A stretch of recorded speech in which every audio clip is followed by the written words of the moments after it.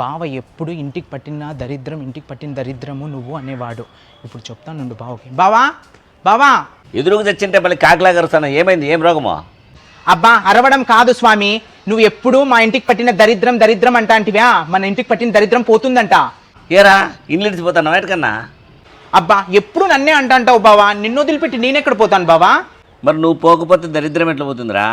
బావా మన విద్యుత్ నగర్ సర్కిల్లో ఒక మహిమ కలిగిన స్వామి కనిపించి ఏం చెప్పినాడో తెలుసా? 40 రోజులు పచ్చి మంచినీళ్ళు కూడా తాక్కోకుండా ఉపవాసం ఉండమని చెప్పినాడు.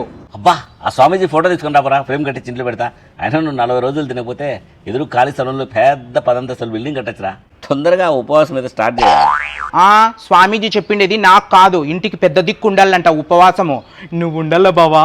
రే నాకు తెలుసురా నీకు ఇది 40 రోజులు నేనేం తినకుండా ఉంటే అవన్నీ నువ్వు తిందామనే కదా దొంగనాయలా. పోరా పోయి పని చూసుకోపోరా. అబ్బా నన్ను ఉపవాసం పెడదామని ప్లాన్ వేసుకొని వచ్చినారా? ఎవడో సమ్ తీసుకొని రాప చూస్తాము. అబ్బా ఏదైనా మంచి చెప్తే అసలు వినవు బావా, అన్ని అడ్డతిడ్డంగా మాట్లాడతావు. ఇంకేడు ఉంటాడు స్వామీజీ, వెళ్ళిపోయి ఉంటాడు. అసలు ఏంది వినవు బావా? వీని తిండి పిచ్చి తగలయ్యా, గంపలు గంపలు తింటాడు. అది కూడా చాలని చెప్పి నన్ను ఉపవాసం పెట్టి నాది కూడా తిందామని. ఏం కక్కుర్తి బామ్మడి దొరికినాడు నాకు.